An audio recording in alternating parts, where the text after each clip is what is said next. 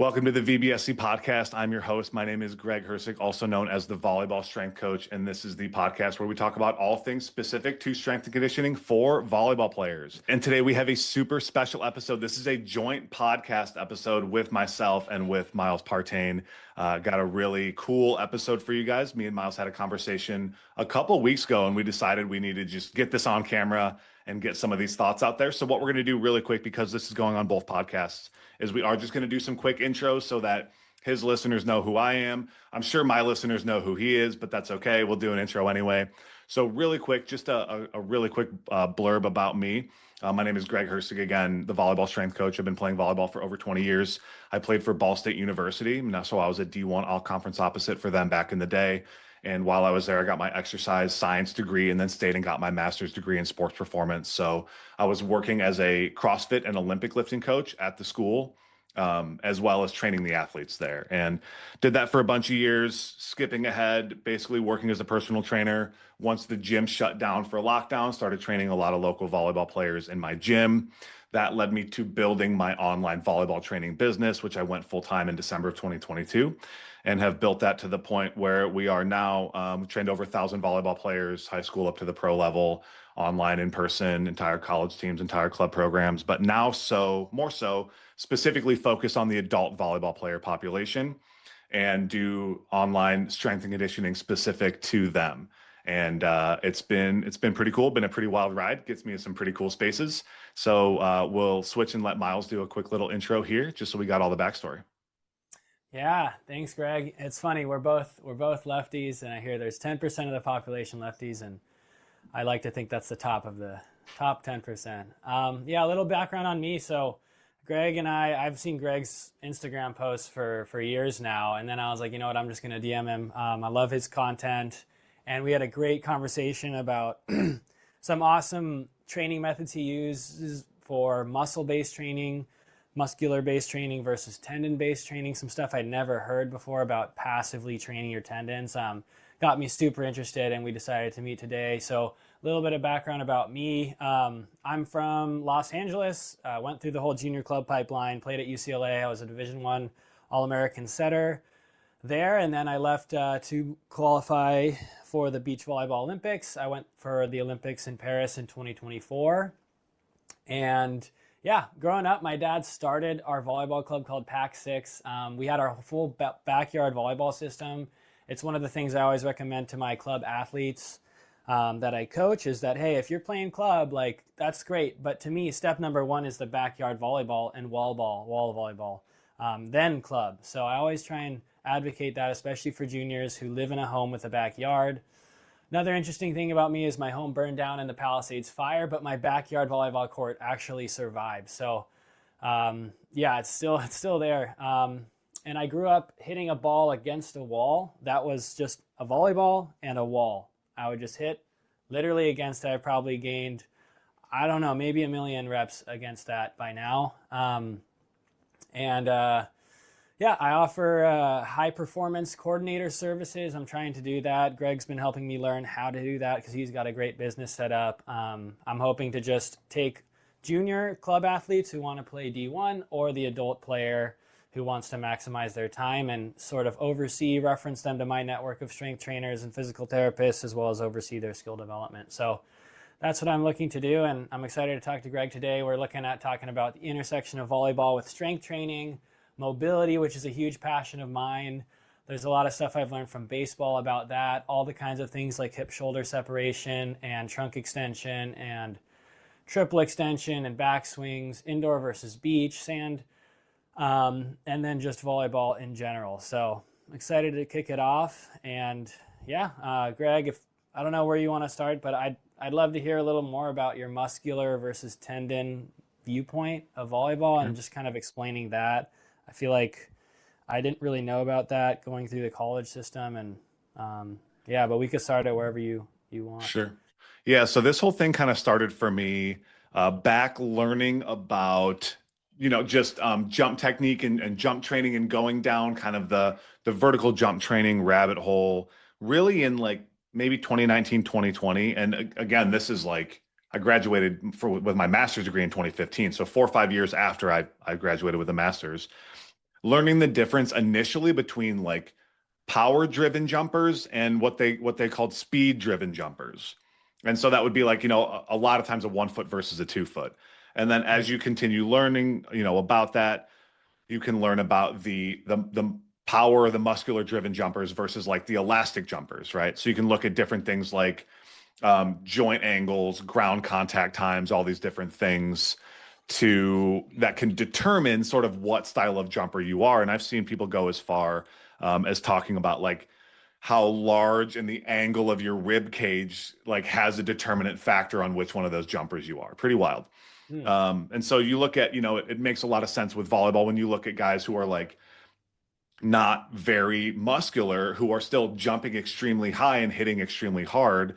There's clearly some other factor of force production that is happening with those athletes more than just muscular strength and power.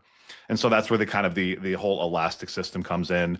And so it's like, all the connective tissue. People talk about tendons, people talk about fascia. Fascia training has kind of gotten like a bad reputation in the past few years, just from like the goofy exercises and things that are correlated with it. But like, it's a real thing. There's things you can do that improve, your ability to utilize your fascial systems. It's just like the debate is over like, do you have to do that separately or not? Anyway, we can talk about that if we need to, but Yeah, I've seen the same. I've seen that stuff on Instagram, people hating on the fascial movements, and it's almost like they're mad at the content creators that are getting popular off of it, and they're like, my basic strength training stuff, like that's what actually works, and your fascial exercises look so fancy and cool with all these bands going in different directions. But I mean, I think it looks cool. Like I've tried some of those exercises, and I like them, but yeah, I've heard a lot of strength trainers say it's overhyped. It's funny to me how it's not almost always like a factual disagreement. They're like personally annoyed that it's getting a lot of traction online, and but they don't want to compromise their brand by copying, but then they'll get less followers, and it's just an interesting. That's how I see it. I don't know if that's true, but I always see both sides of all of these arguments. And I think one thing that's like maybe limited my growth on the social media side is I don't really take sides on a lot of things. People are, oh, you have to be polarizing. You got to pick one side or the other. And 50% of the people will love you, but 50% will hate you, right? That kind of thing. yeah, But I just know that like there's always both people are right in certain contexts at certain times, right? So the more traditional people, their argument is if you're playing your sport and you're sprinting and you're jumping and you're doing athletic things, you don't need to do that in your exercise.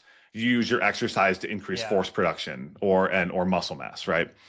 And then you go to the other side and it's like, well, I can still increase force production and muscle mass while improving the quality of my movements and my gait mechanics and my spinal right, engine and all those type of things, right? So that's the problem with like exercise science or exercise training is like both things do work yeah, sometimes, right? It just might not be for the same athlete at the same time with the same goals, but like both people can get results. So that's where like they're like, mine's better, no, mine's better, no, mine's better. And I'm like, yeah, the answer is probably somewhere in the middle, right? And yeah, so I have been going down the route, or just like the way that we got into this conversation was where we have to be careful on taking a naturally elastic athlete and essentially by using the weight room diminish their for abilities as an sure. elastic I've athlete. Yeah, I've Yeah. seen that. Andy Benish, my teammate in the Olympics, he'd frequently say like, you come to college, and he thinks people often jump lower when they leave college because they get heavier and stronger, less mobile, less elastic, and they chalk it up to injury prevention. But to me, it's overall a performance decrease when that happens, and so yeah, There's a very fine line, right? So it's like, yeah, because there's also a difference of like, if you're taking a very elastic person and you start training them exclusively like a bodybuilder, of course that's going to and you stop doing all of the athletic stuff. That's a very big key factor. And I hear people talk about this a lot. Like it's not necessarily what you start doing, it's what you stop doing. Because you can take someone and it's like, as long as you're maintaining a certain amount of sprinting, throwing, jumping, sport, they'll maintain a lot of those elastic qualities right. as they go. I think Um, so. Yeah, yeah, I agree, but I still see like you'll see the wiry high school version of like some of my friends from indoor, and I don't know, sometimes it looks like, wow, you were that, like, what happened to your jump? Yeah. um Yeah. but yeah, Definitely I happens. agree. A blend is best. That's what I actually do. I do a blend personally now, but yeah. Yeah, and that's what I like too. Like I think you can do both. Like I'll do some of the goofy like fascia training exercises, the rope flow, the landmine work, the different kettlebell swings. Yeah. But I'm still doing like heavy squats, heavy deadlifts, some Olympic lifting, heavy work, right? And I think a very big component of that, and a very important component of that, is frequency of sport, right? So like if you're playing volleyball 4 or 5 times a week, you don't have to do anything that looks like volleyball in your strength training because you're doing it in your sport. If you're only playing volleyball once a week or twice a week, like me, Right. I need some specificity in my training because I need my body to be prepared for that once or twice a week that I go play. And so Right. that's where that balance comes in. Like people are like, "Oh, pro volleyball players like don't do any of this." It's like, yeah, because they play volleyball every day. So like they don't need to. I do have a question on that, because I have heard from the USA volleyball side, um, from what I've heard, that you get your jumps, and at UCLA when I was there, you get your jumps in practice, so you don't need to, like, don't do more. You're getting already probably above a naturally optimal workload. But I will say for the sand, the sand, I feel like makes my tendons mushy, for lack of a better word. Like the force return of that elasticity like goes down if I don't get hard surface jump contacts. And so to me, I'm like, well, I think I, as a beach player, need some of it. I don't know what you think about that, but I've heard beach is a more muscular driven jump. Yep. But I've also, once you hit the bottom of the sand, you sink a little bit, but there's a bottom there, and that's hard. And so I still think there's a good amount of tendon, and yeah, so that's how I'm hoping to approach my training. Is I got to save some jumps for hard surfaces so my tendons can get some adaptation. But I don't know what you think about that. And then indoor wise, yes, you're getting jumps, but a lot of people are only approach jumping, and I think standing jumping needs to be a part of it. So if you're not, like, middle blockers are standing jumping for, front ones, or blocking the other team's middle, but the pins are pretty much, the outside's helping for the middle, but like me as a setter, I would only approach jump. Like I wouldn't help out with the middle. I would just approach jump, and my standing jump sucks. Like I was at 19 inches in college, and I was at 39 inches approach.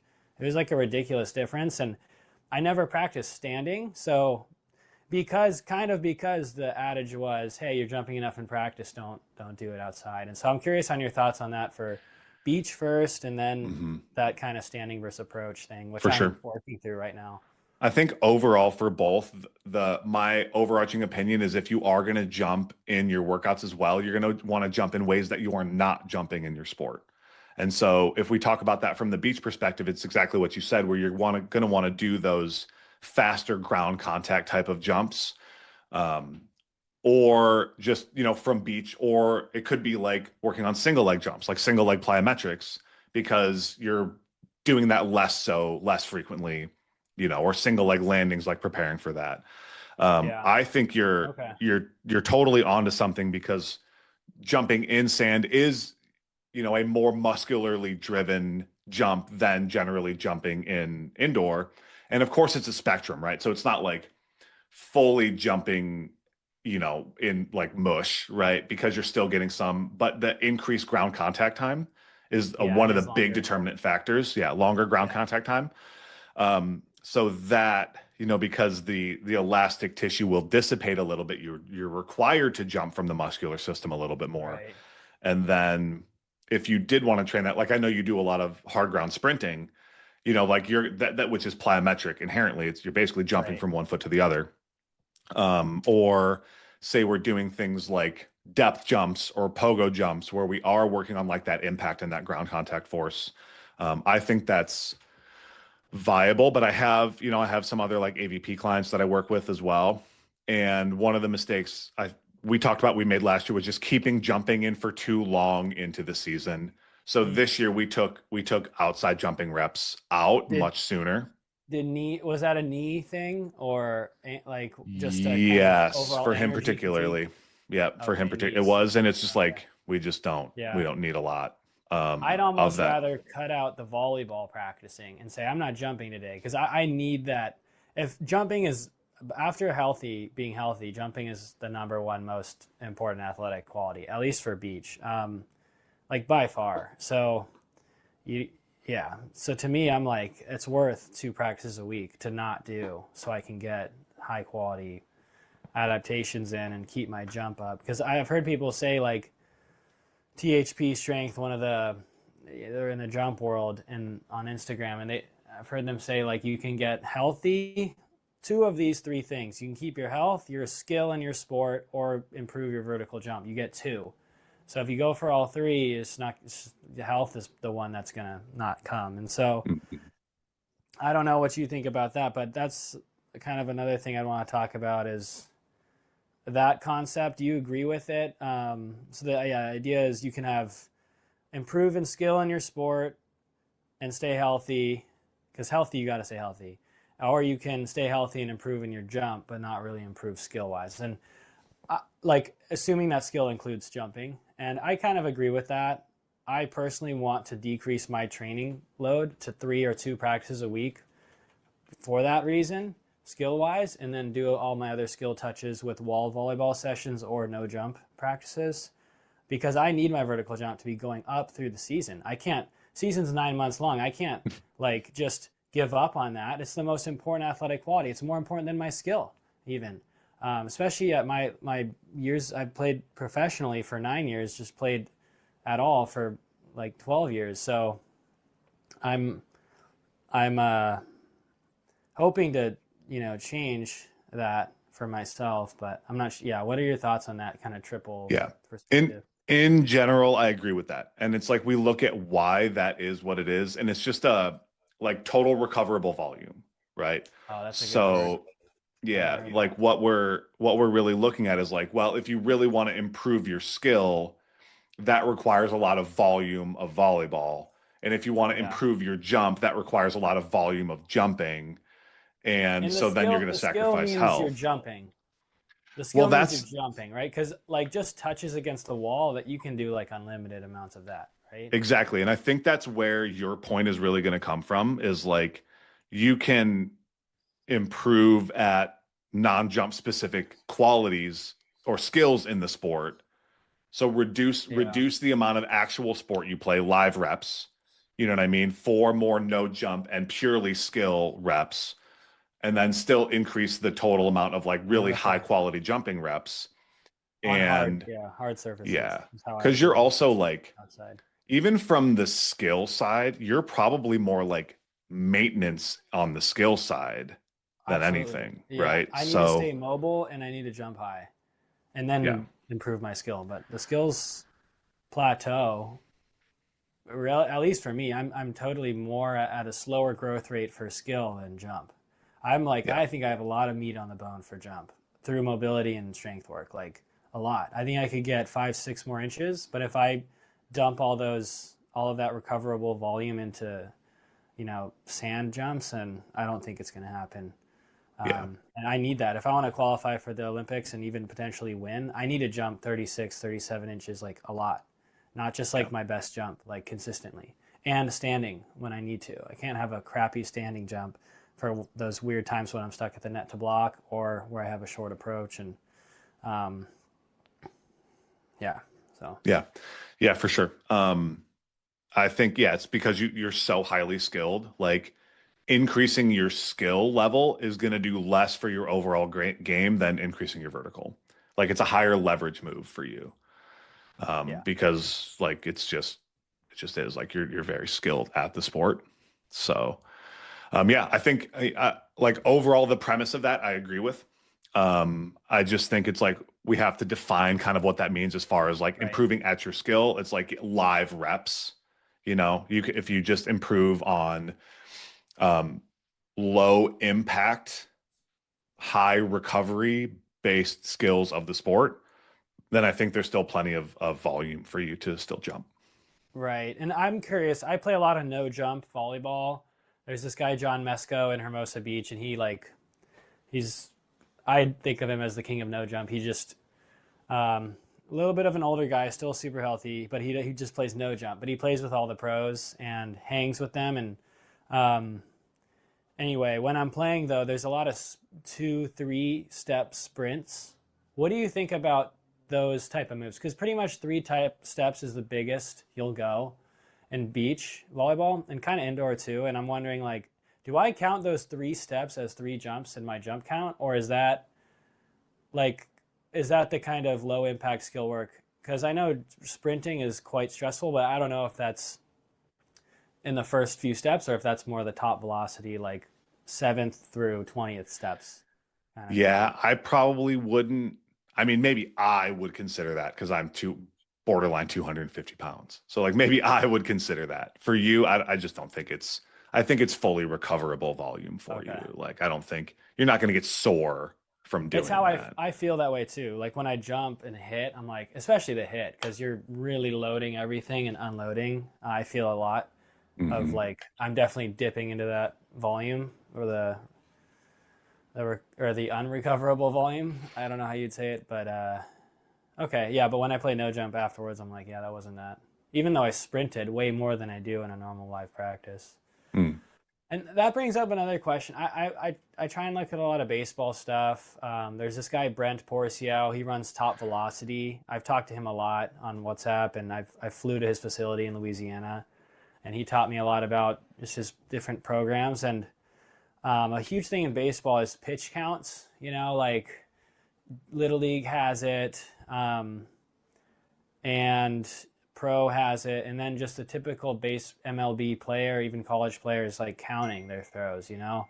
And they have long toss, short toss, long toss, and then fastballs, and then curveballs especially, they got to limit because it's tough on their elbow. And I'm curious what your thoughts are on jump counts and swing counts, because at UCLA, John Sproul, our coach, head coach, he would kind of talk about jump counts a lot, especially coming off season. But not as many. Like it's kind of correlated with swings, but I can Mhm. shoot or hit it softly or tip, you know, and still jump. So I'm curious, pitch count and jump count, and what you think is good for like a weekly training load. And I would say combine the off court and on court for that jump count. Yeah, that's actually never something I've really kept track of, but that is a super interesting thing that we could look at because we do use these Vert units. So they're Oh, from cool. Vert. We Yeah, I've give seen those to them. all of our clients when they sign up for our one-on-one elite coaching. And Huh. that will do jump count in there. And anything, Hmm. I think it's like anything below But does it 6 inches know? or Oh, okay, so it knows. What about a yeah, sprint? Like a sprint sideways? Does it think that's a jump? I don't think so. There is a Oh, nice. threshold. I'm not sure if it's 6 because I think I've seen 5s, but like yeah, I don't think it would I don't think it counts that. That's Because cool. they're very cool and they are really designed to wear like when you play. So we give it to our athletes to wear when they play, but also when they're in the gym so we can do maximum effort jumping and we can look at jump heights. But I How know accurate is it? it seems Pretty quite close. good. Quite good. Yeah. Nice. When I first got it, I tested it compared with my Vertec that I have, or like my off-brand tandem one. And Yeah. I was very surprised how close it Wow. was. And I don't know what the algorithm is, where you look at like Yeah. OVR or jump mat or whatever. It's just basically looking at flight time. This takes into account way more than just flight time and everything like Yeah, because that. I've seen we at UCLA we would go on the force plates every workout they made us do it, and people would try jumping and then like knee like doing a knee putting their knees to their chest and then landing like in a deep squat. Hmm. But Yeah, you I get think four it more would kind inches. of know. It would know. It could cut through the BS a little bit. Yeah. I Because you think guys did that for like workout readiness, right? at UCLA, Yeah. they would try and categorize you into one of 3 buckets, something like maybe like power, strength, and speed, or something like that. Like Mm. you need one of these, or maybe it was you were best at one of these, and they would tailor the workouts slightly with our iPads to that based on the force plate. That's how it transferred. And then it was kind of cool to see. That's how I know my standing jump sucked so much. It was some days it was 14. I mean, it was my knees hurt so bad, like I wasn't warm at all. I'd go in there and just get my jumps done, but it was like 14 inches. I was like, how am I here? Like, Yeah. how am I playing on UCLA? Like, because everyone else, like, they're not warm too, and their knees hurt, and they're all jumping 22, some 28. And I'm going like 14, 16. I got to 22 once, but it was usually like 16 or 17. I was like, what is happening? But To take that back, that is because this is actually kind of where our conversation started. Generally, can be used as a gauge to decide if you're more of an elastic jumper versus a power jumper, right? Like really low standing jump, but like high approach jump is generally a sign of being a more elastic jumper. And I think when we had initially talked just on the DMs, like you still had like pretty decent lifting and like strength numbers, right? So kind it of. didn't No, totally make sense. no, it did make sense now because I realized my squat form was way off, way off. Mm, I wasn't. I would basically do an RDL mixed with a squat. Like I would hinge a lot. And since like, I was like, wait, I have like 15, 20 more degrees of ankle dorsiflexion. Like why haven't I been accessing that? So I kind of put my weight on my toes a little more just to make sure I max out the dorsiflexion. And then I almost try to sissy squat into the squat and just stay super upright. And I'll use slants to do it. So I'll cool. stay almost completely upright. Maybe like this Yeah, throughout the whole squat. And then, but with that, I'm at such low numbers. sure. And so I You're think borderline that, front squat at that point. yeah. And so it'll show, even my front squat was hingy too. Mm, So I think that's why, like my Bulgarian split squat, I could do 100, and I've done 110 pounds before for reps and both legs, and 110-pound dumbbells in each arm. And I'm like, what's going on? But that one doesn't have that upright quad base. So I'm excited because I'm at like 185 pounds with a back squat, and I'm like failing at that. But it's like, mm, it feels like a coordination um, limiting factor as opposed to strength. Because I'm not mm. that tired. I'm just like, I feel like my muscles are like, my brain is like, what's going on? I don't know how to do this. So I feel like I have a lot of gains there, and I don't want to stifle those with practicing so much in the name of like Sure.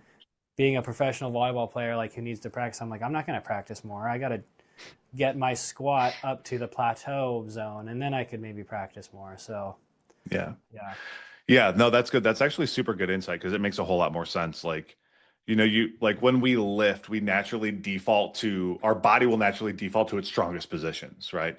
So when you're doing that, your body, you're maybe a little bit stronger, like in your glutes and like posterior chain. So your yeah, I body have would good glutes. naturally put tension there, where it's like the Yeah. quads just, you instinctively didn't think your quads could handle that load. And so you're also probably fighting like letting yourself hinge over on the way up, and Oh that's yeah, where the yeah, coordination why it feel like feels yeah. awkward. Because I'll like when I'll bring the weight up, but then I'll like hinge slightly on the way out of the hole, and I'm like, oh no no no no, you're not allowed to do that anymore, Miles. You gotta stay upright. It's got to be quad. So I just lower the weight until I'm like almost failing, but I can still stay upright.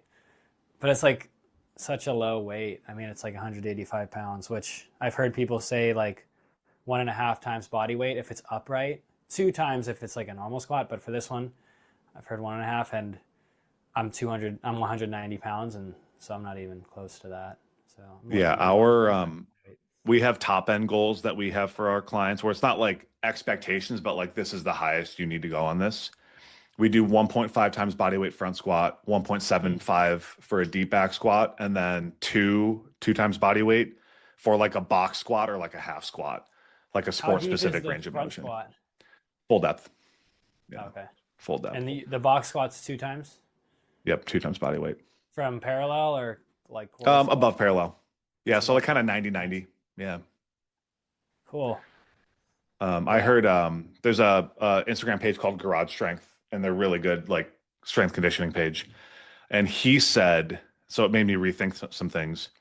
Every athlete he's had that's tested a 40-inch vertical has had a 2.2 times body weight trap bar deadlift.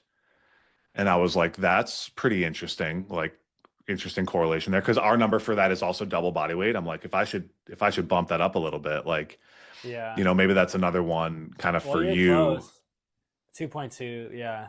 Yeah. I've been doing straight bar deadlifts. I've never done but I feel like they're really good for my back because my back's always been the limiting factor for lifting. I'm like, my legs are Mm. fine, but my back is like hurting.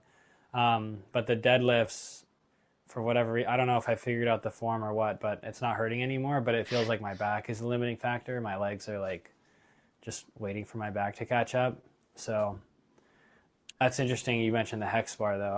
I feel like the deadlift is going to help me more because I've done hex bar and you can kind of squat and Well, that's the use thing like for you, that. right? That's what you want that though. Like for you personally. I want the uprights. I've seen like Hmm. the knees over toes guy like put plates on in the middle of the hex bar so you can like go ass to grass. I'm upright. I'm like, okay, I'll do that. But if I'm squatting, I'm like, it needs to be really upright or else and full depth or I'm not. Hmm. And I think the full depth, even though I don't go into that range on the jump, I do want to be able to Sure. for blocking and getting out of the hole with passing. So, Yeah, it might what be do you think because if about that? Full depth versus because you can go more weight if you go parallel or even above sure. that. It's way less weight if you go deep, but I've heard people say you want to mix it. Yes. That makes So sense to me. I just posted this on my Instagram a few days ago. And you get mixed reactions to it because some people are very like one it has to be one or the other. And again, I'm very much an in the middle type of person. But really quick, just to go back to that, like if you are doing conventional deadlifts, which is obviously a much more posterior chain involved exercise, like you're potentially compounding some of that problem. And so possibly switching to more of like a trap bar, like where you can get at least a higher percentage of quad utilization than you would on a conventional deadlift, might still help tilt that in your favor a little bit more. And you just have to be a little bit more conscious of being upright. Like you brought up knees over Yeah. toes guy, which like for people who didn't know, like I did his stuff for 18 months when I first started doing this. Oh, 12 of cool. those months I just did his programs, and 6 of those months I was in ATG for coaches when that like very, very first started. Wow. But I laughed because I remember when he went to go meet with Mark Bell, they did a trap bar deadlift, and he trap bar deadlift 500 pounds, but he was like upright, like all Ben quads. Patrick or Mark? Yeah, yeah. Oh, Ben Patrick yeah. was because he's such a like Cool. quad dominant person that he Yeah. was like very upright in that, and it just like He's made 500. He so. probably weighs like 200. He's pretty No, he's skinny. probably 185. Yeah, Yeah, maybe even less. Yeah, 185. yeah, yeah. He's very lean, but Jeez, um 500. And he's 30, what now? 38? yeah, he's right around my age. I'm 35. I know he's really pretty close to Okay. my age. Um, Jeez. but yeah, Well, this was a few years ago, but I bet he could, he's like the cool. longevity guy now, so I bet he could still do it. To get to the question on full squat versus half squat, in my opinion, it depends on like what their deficit is, like what they need more help with, and what phase of training they're in. And so when we're looking at training phases, we're generally going from more general to more specific. So when we start something with like a GPP phase or maybe even a hypertrophy phase, we're going to want to do full depth because that's going to be better at building just systemic strength, better for Mm, muscle building, everything like that. And then we'll go from like full depth and then we'll start to introduce tempo. And then we'll start to go to a box squat, which is like maybe it's parallel or above parallel. And then we'll go to a half squat, which is a little more specific because you're not touching anything. You have to hit the brakes on it on your own. And we can even go half squat with bands where it's like very fast and explosive. And that's extremely yeah, specific, right? right. So it's like off season, full depth. As you get closer to competitive season, you go heavier and then you Yeah. reduce range of motion to a more sport specific range of motion. I've I like that theory. It makes sense to me. What is the minimum length off season where it makes sense? And then I'd also like to hear your answer for the always in season person. Mm-hmm. To where it's no longer an off season, it's pretty much just a I mean Yeah. you'll do what you can generally there, but it's pretty much not going to be a general to specific. I, It'll I be would like say all at like, once. yeah, minimum off season, minimum like 8 to 12 weeks. So like 8 weeks Got it. minimum. I would say 8 weeks is even maybe a little short. like 12 weeks, of like more off season focused type of training. And so we get a lot of those type of people where it's like, because we work with like recreational players, and Right. some of them are more indoor players, but they still play grass or beach. And some of them are more beach or grass players, but they'll still play indoor. And so what we basically have to tell them is like, you just need to pick 2 or 3 months in a row out of the year where you just focus less on volleyball and you focus more on the gym if you want to actually improve for the next season that you care about. So maybe you're a grass player, you finish up your season in November, then you take let's say October, you take November, December, January, maybe February, where you're just not playing as much, maybe like once a week, and you're just focusing way more on the weight room. Because then come around to next Yeah. grass season, then you're going to be in a way better spot. Like I worked with like a professional, like a pro grass player, really good player, and I can't remember when. I think we started in October, went like, or maybe it was like November, December. No, it was actually September. And we worked for like 4 months. He had these three tournaments that he really wanted to prep for, and so we like really prepped him for all of those tournaments. He won all of those tournaments, and then now that he's like really getting into the in season, he's just in our in season program in the membership, and Nice. so that was like his sort of focus time for those, and now he's getting in. So yeah, where we really start to come into issues like the worst example, I'm not trying to offend anybody, the worst example is like girls high school, because they never get a break ever. Right.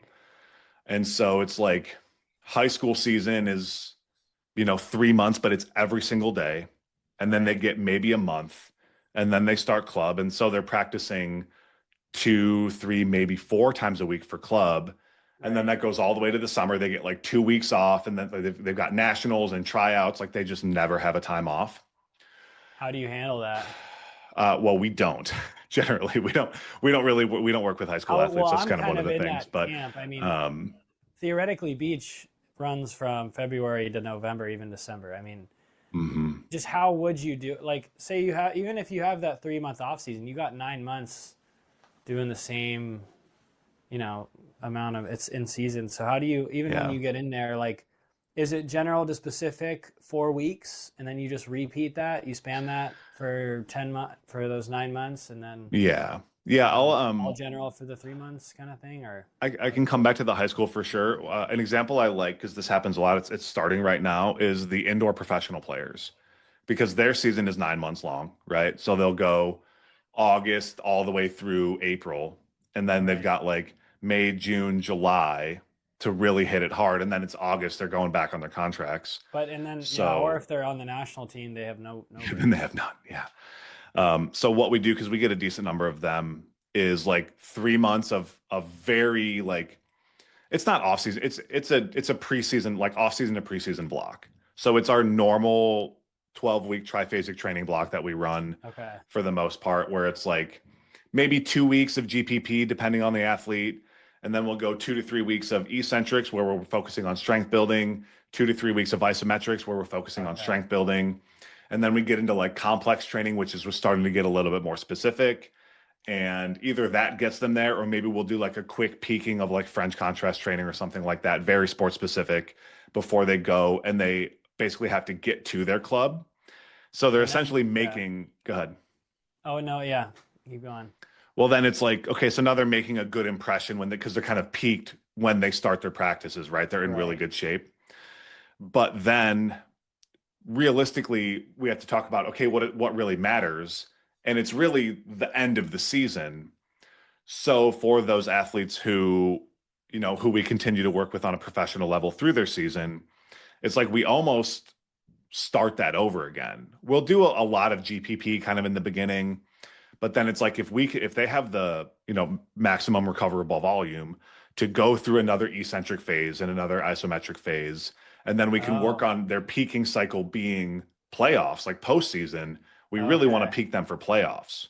So if you have, So I understand the GPP to triphasic to maybe some French contrast, then you get to Europe, you're peaking kind of. You have 9 months. Is it three more triphasic 3-month cycles, or No, because what there's does going it to look like? be, yeah, it's going to be a lot more general. I mean, it could be two realistically, like 2 6 or 2 4.5 month block cycles? with just like what you would really lengthen out would be like a GPP phase in between. You know what I mean? Where it's just like Oh, very general lifting, very general strength training. Like we talked about before, you're getting your volleyball volume. So now you're getting your force production and your injury prevention from the gym. But it really yeah. depends. Like, are we looking at a pro team that practices every day? Is it like a lower level league that you practice 2 or 3 times a week and you play on the weekends? Like, they can do a lot more gym volume, right? So Yeah. it all really just kind of depends. Like one of our assistant coaches is a pro player. He played in France this year, and I think he only practiced like twice a week and then had games on the weekends. So like he went Huh. crazy in the gym because he didn't have anything else to do, and so he Yeah. went through our style of programming for like a good portion of the year. Is that and And does that is that's triphasic typically? How so I've always wondered, people talk about these cycles, but I'm like, when does the cycle end? I get mhm. with the 3-month block you were mentioning in off season, but then say this guy in France practicing twice, 3 times a week. Um, is it a bunch of 12-week cycles that repeat themselves, or is it a giant 9-month cycle that's kind of, or So yeah, it's not one giant cycle necessarily. A lot of it is based on just limiting factor at that point, right? So it's like say you get through a cycle, right? And it's like, okay, cool. Now, like, where am I weak? What do I need to focus on? And then so we can focus on that. We can do kind of a mm, cycle, maybe on that. It's like, or I haven't front squatted in 12 weeks. So now I'm going to front squat through this cycle, see what that does I for see. me, and can I kind of like focus that. on it that way. Yeah. For you guys, it's like, we're taking that, obviously flipping it because you've got the winter off. So it's like when I started working with AVP athletes, it would really be like December, November, maybe December, kind of we would start on like our off season, like very general workouts. Right. Everybody's trying to recover. And then it's like January is when we start to get into like preseason. So we finish up the off season. Now we're getting into preseason where it's like a little bit more specific, like we're getting into like more strength training, getting into that triphasic training. We go like January, February, March, and Mm, now it's like things are ramping up from there. So we can start to go a little bit more general again, because like just volleyball volume is increasing, right? And that happens a lot. yeah, Then we get to more of like a maintenance style in-season program, which I know you're specifically trying to I avoid. see. But that's Yeah, the most I common see. thing. Maintenance style, from what I've heard, that's basically you're trying to touch speed, power, and strength every week. Is that the idea of maintenance? Assuming you're healthy. Yeah, we don't talk about it in that, but it makes sense to do it in that, right? Um, where it's just like don't get weaker, don't lose power output. Like I remember going through, I can't remember, we just talked about this. If it was from like the CSCS books or when I was just in grad school, like learning that in a typical in-season time period, athletes will lose like 10% of their strength or 10% of their power. And so it's Okay, like trying that's to helpful. avoid that at all costs, right? I see. At least we're maintaining, if not increasing during that time. Yeah. It just depends on the priority of the athlete. Huh. That's helpful. Yeah, I've heard. Have you heard of the what is conjugate wave? I've heard of triphasic training or triphasic periodization, linear periodization, conjugate wave. What is it called? Conjugate something. There's a I few. don't know. Conjugate in general, I think, is phenomenal. I And got. that's the one I've heard that's like the maintenance one, or like not even maintenance, but it's Mm, kind of all qualities every week as opposed to a like a eccentric block for a whole week or even 2 3 weeks and then concentric and then isometric and then concentric. It kind of does all three, or you can think about it as the speed, power, strength each week. That's what I'm doing right now. I do that conjugate type of training, hmm periodization, and I like it because you're not thinking in terms of peaking, which to me, I still don't understand how you peak. I understand you like take a week off. As general to specific, 1 week off, and then you go compete. That's how I've kind of heard it for peaking. But I like the one where you just try and optimize a week and you don't really try and string weeks together. as Hmm. much, like 10 weeks together or Yeah. whatever, just because it's simpler. Because if I have a tournament I want to play and sign up for, it's like, oh, okay, it's not messing up my 12-week ramp that needs to be like meticulously controlled to Yeah. hit that like peak. That's why I like it. So Yeah. maybe I taking it to I like think two, conjugate 3 week training is great. blocks. I think it's fantastic. I did that a lot. I went through a period of time where I wasn't playing volleyball. I was really like getting into like power building and just trying to get Hmm. basically as big and strong as I could.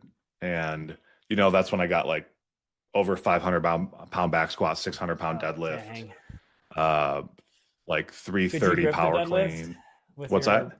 could you grip the deadlift without straps or did you No, use the that was strap? strapped up for sure. Dude, I would in that period of my life, it was like as much gear, like physical gear, not like gear, as much gear as I could like use, like wrist wraps, knee wraps, belts, sleeves, I use knee everything, wraps and dude. belts. Yeah. Yeah. Everything I could. Straps, like anything that would allow me to lift more weight, I would use because I was I just an got the, ego yeah. lifter. I got the weightlifting shoes recently too. I'm surprised I never got them. Throughout my Yeah. whole college career, 3 years playing pro beach, just never got the weightlifting shoes. And then They actually I, they I had think a shoes in few our weight buddy. room in college that we got to use while we were there. Oh, cool. I come from Ball State's was a what I'm sure it still is, but a very Olympic lifting style training, Olympic lifting heavy. Yeah. But yeah, just to touch on conjugate because you brought it up, it's basically like in this context, you have max effort days and you have dynamic effort days. So Yeah. That's max what, effort days, you essentially pick some variation of either a squat or deadlift on your lower body and yeah. some variation of a bench press on your upper body, and you do like a 1 to 3 rep max of that exercise. And then you do like a different exercise like every week for that. Oh, And okay. then the dynamic effort days is more of what we see as like kind of power, where it's like 50 to 75%. You're doing Yeah. bands and chains, and it's like extremely like violent. If you watch some of those West Side Barbell guys do it, like super, like they have to have pads on their chest for bench press because they're like slamming it into their chest. And then they do have like the repetition effort. So like assistance work, bodybuilding type of stuff that they Yeah. layer on with that. I, Um, I do have yeah, sorry, I'll let you finish. I have a question after this. Cool. But And I think that's like I think it's still a great training method for athletes.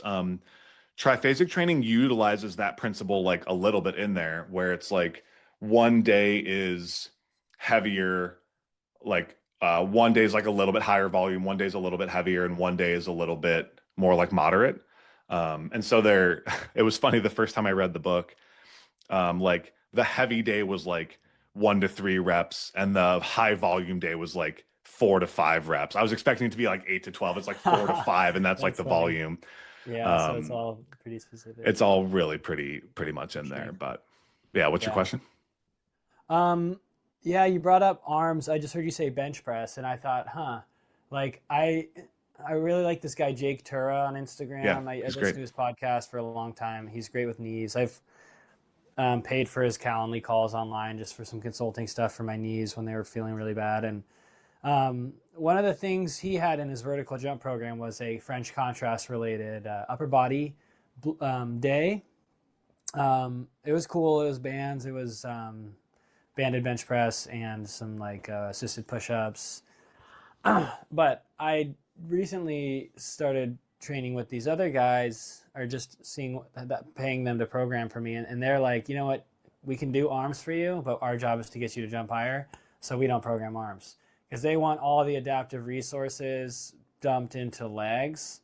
And I was like, that makes sense to me because I don't, my upper body thrust is nice for jumping, like with my arms coming up and maybe some farmer carry type overall uh, body, whatever it's called, stability, or like just so no energy leaks out of it. But beyond that, I don't really see where the place is for bicep curls, tricep curls, or bicep curls, tricep extensions, and like isolation work. I'm doing more what you could maybe say fascia or tendon based stuff, landmine work, um, just stuff that's a little more explosive and that goes really through end ranges of motion. And I feel way better. I put a lot more time into mobility for my upper body than I ever have. And um, that kind of goes back to one of my Instagram videos about throwing a javelin. Like, I feel Mm, like, and those guys do a lot of upper body, but just to say, like, I'm looking more at making my upper body really high in the skill category, the elasticity category, the mobility category, as opposed to the strength. And it's the best I've ever felt. I've seen some of the top beach players and they got really skinny upper bodies. It's like Hmm. rail thin. And I'm like, I wonder if that's why they're like jumping so high, which Yeah. makes sense. But and so I've since adopted that, and so I stopped pretty much completely doing traditional arms lifting for the last 3 months, and it's the highest I've ever. Well, maybe in college there was a time there, but it's the highest I've jumped in like 3-4 years, and hardest I've hit as well. And so I'm curious on your thought, the place for arms. I know a lot Sure. of guys want to look good, but to me, it's often reduces, especially that elastic quality, and tendon quality. Yeah. Yeah, there's an interesting balance with volleyball because it's like when we're looking at maximizing vertical jump height, there's not, we've got backswing, right, whatever. But like we also have to do other stuff with our arms too, right? So hitting is one thing, blocking is one thing. I would say, you can work on if you want to do tricep isolation work, like can translate into hitting power, things like that.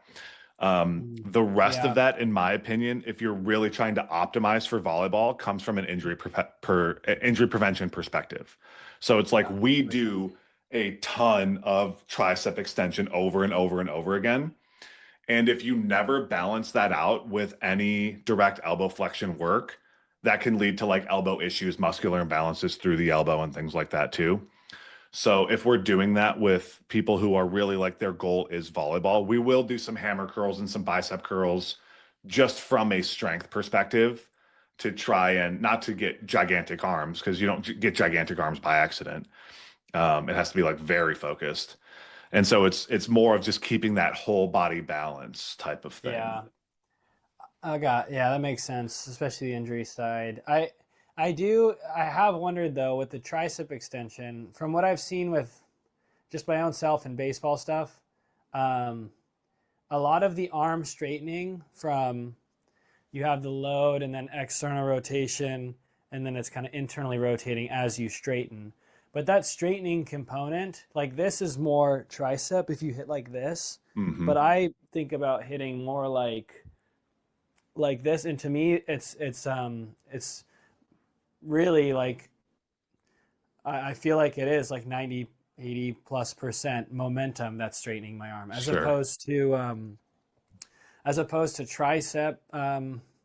You know, like it's probably guiding it a little bit, but I feel like it's really that external to internal plus throwing my shoulder up off of like a tilted torso so it comes up like that Hmm. naturally, just like throws it straight. I don't know your Yeah. thoughts on that because tennis is a lot like that too, where they have to hit at a high point. Baseball is like out here, but even them, like I feel like it's momentum. But Hmm. I don't know. I know baseball players like that guy in Louisiana. I saw he did his fair share of arm stuff too. So There's that guy who plays on this. I don't know, like one in the Savannah Bananas League, who's like also like a bodybuilder. He's just jacked out of his oh mind, and he's super athletic. And I'm like, he's a cool inspiration too. I would say like for the most part, like yes. Um, Couple things with that. One, I remember. One, I'll try to remember. Um, Looking at things in an optimal technical perspective versus like a suboptimal, maybe out of system perspective or something like that, where it's like if I'm just like half jumping and I'm not getting like a full swing, and if I'm stronger just in like this motion, that I'll still be able to get a better power into my swing than someone who is weaker in that same motion, right? For like imperfect situations, I think it can still be helpful. And I can't remember what my other point on, but for like in general, I do agree with you. Like it's not like the primary driver of the movement, but like it also probably doesn't hurt, unless you're like massively spamming arms and things like that, and you're taking away from the elastic components of it, the athletic components. Like we said earlier, like it's not always what you're adding, but it's what you stop doing. Um, yeah, and and I feel like I can only be at the gym for say 2 hours, and I would rather do some mobility or wall ball work on the wall at the gym with the volleyball than that other stuff. I like handstands and pull-ups, horizontal rows. I like push-ups too, but the traditional stuff, it's like you have to put the plates on you have to wait for the cable machine if you're at a public gym, which I go to, and it's just like, I'm just gonna do push-ups and then or not do it, and spend more time on legs or spend more time on legs. For sure. Is what it's been. So. Yeah, Matt, like you're still going to get a lot of tricep volume from all of your pressing movements, and you'll get some elbow flexion volume from your pulling movements. Not as much as I would for taller guys, like probably not as much as they need. But yeah, I think it's like if we're looking at a matter of priorities, like hitting arms is obviously like not a priority. I'm also just a big proponent of like you shouldn't be weak anywhere. Like no, oh, that was the other thing. That was my other point. Is making sure we're minimizing like weak links in the system, right? So we can look at this from jumping too, but it's like if you have a wrist injury, like doing a lot of wrist curl exercises isn't going to do a lot to help you hit harder. It might do a little bit, but it's not going to do a lot. But if you are extremely weak or say injured, there's dysfunction in there, that will severely negatively affect your ability to hit hard. So we want to make sure that like we're eliminating weak links in the system. And maybe that is like a little bit of like additional tricep work, a little bit of additional wrist work just to prevent that from being the weak link. And I correlate to that to jumping with like ankles and calves, right? It's like your calves aren't producing a ton of power to help you jump higher. But they have to be able to handle all of the force that's generated from your hips and your quads to get that force into the floor. So if your feet and your ankles and your calves cannot take that force and handle it and transfer it, then it's now limiting your jumping ability. And anybody who's come off of an ankle sprain and knows how long it takes to come back from that has experienced that firsthand, where it's like, yeah, we don't do calf work because calves help us jump, but they definitely can be a huge limiting factor if not trained properly. Yeah. Well, thanks. This has been great. There's so many things we could talk about, but I think that's for another episode. Yeah, we might need a part two. Yeah, we do. I want to hear about the passive tendon work you were talking about before, as well as some of the separations involved with hitting with hip shoulder separation and maybe being hypermobile might make you more injury prone, but you might throw harder temporarily or hit harder. So that kind of stuff would love to talk about. But yeah, I think that's good for today. Thanks so much for joining me on the Joint podcast. And I guess where can people find you on socials? We'll end with that, and I'll give a little spiel on mine. Yeah. So on Instagram and YouTube is going to be at the Volleyball Strength Coach, and then on TikTok it's actually VB Strength Coach because it was too long for them to accept. If you're watching this on YouTube, make sure you like and subscribe. Drop a comment if you want us to do a part two, and if you are listening to this on podcasting platforms, make sure you subscribe to both podcasts because we both put out super quality information. So your turn. Go ahead. Yeah, that's awesome. I'll put the podcast on Spotify, on my YouTube at Miles J Partain, and then my Instagram and TikTok are Miles Partain. And that's about it for me. I do some one-on-one coaching as well, and I know Greg does a bunch of that. And that's it. So that's where you can find me, and that's where you'll be able to find this podcast. Awesome. Appreciate you. Have a good one.